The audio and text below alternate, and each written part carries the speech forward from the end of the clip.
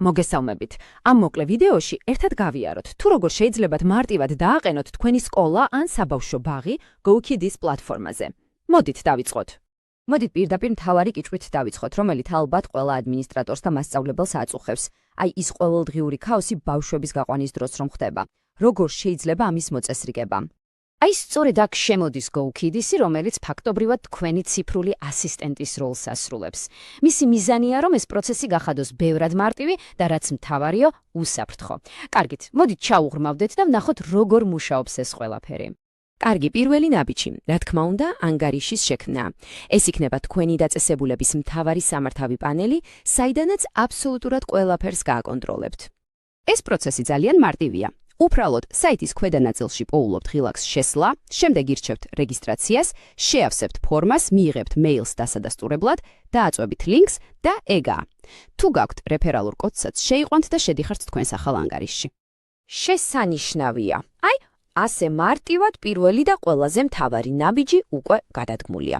მოდით ახლა გადავიდეთ შემდეგ ეტაპზე და ვნახოთ, როგორ დავამატოთ ბავშვები. კარგი. ახლა დროა შევქმნათ ჩვენი ციფრული ბაზა, ანუ დავამატოთ ბავშვების პროფილების სისტემაში. ეს არის მეორე ძალიან მნიშვნელოვანი ნაბიჯი. აქაც მარტივადაა საქმე. პირველ რიგში ქმნით ჯგუფებს, მაგალითად კლასების ან ასაკობრივი ჯგუფების მიხედვით. ეს ყველაფრის ორგანიზებაში დაგეხმარებათ. შემდეგ გადადიხართ ბარათების სექციაში და თითოეული ბავშვისთვის ქმნით მის პირად ბარათს. ავსებთ ყველა საჭირო ველს და რა თქმა უნდა უთითებთ რომელ ჯგუფს ეკუთვნის. ამას ვიმეორებთ ყველა ბავშვისთვის. აი, აქ მინდა თქვენი განსაკუთრებული ყურადღება გავამახვილო ერთ დეტალზე.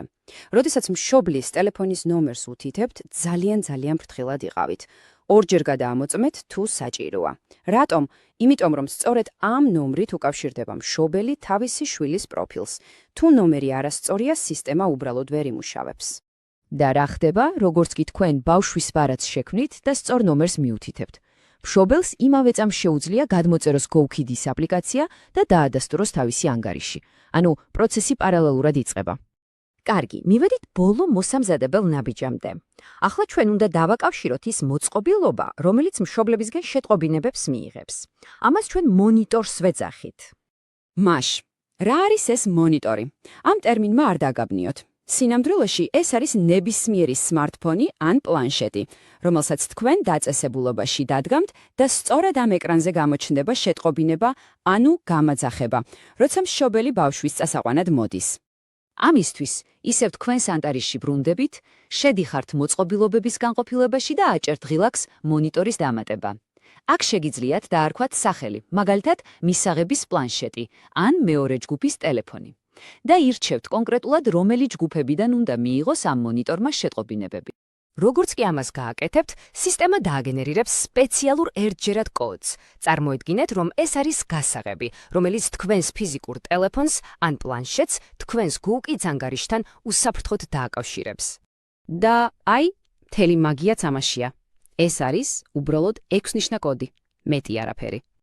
ახლა რას ვაკეთებთ? ვიღებთ იმ სმარტფონს ან პლანშეტს, რომელიც მონიტორად უნდა ვაქციოთ, ვწერთ GoKids აპლიკაციას და როდესაც სისტემა მოგთხოვს შეკვოს სწორედ ეს 6 ნიშნა კოდი. და всё, მზად ხართ? სულ ეს იყო. სულ რაღაც 3 მარტივი ნაბიჯი და თქვენი GoKids სისტემა უკვე სრულად გამართულია და მზადაა სამუშაო გაგიმარტივოთ.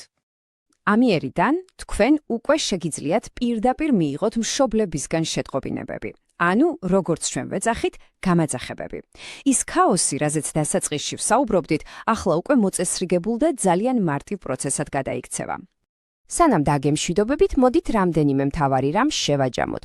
პირველი და უმნიშვნელოვანესი, ყველა მოწყობილობას თქვენსასაც და მშობლებისასაც სჭირდება ინტერნეტთან კავშირი. ეს აუცილებელია. მეორე, გახსოვდეთ, რომ მონიტორის პარამეტრების შეცვლა, მაგალითად ჯგუფების დამატება ან წაშლა, ნებისმიერ დროს შეგიძლიათ. და ბოლოს, მოემზადეთ, რადგან მშობლებს უკვე შეუძლიათ გამაძახებების გამოგზავნა. ფაქტობრივად, თქვენ უკვე მზად ხართ, მშობლებთან კომუნიკაციის სრულიად ახალ, ბევრად მარტივ ეტაპზე გადახვიდეთ.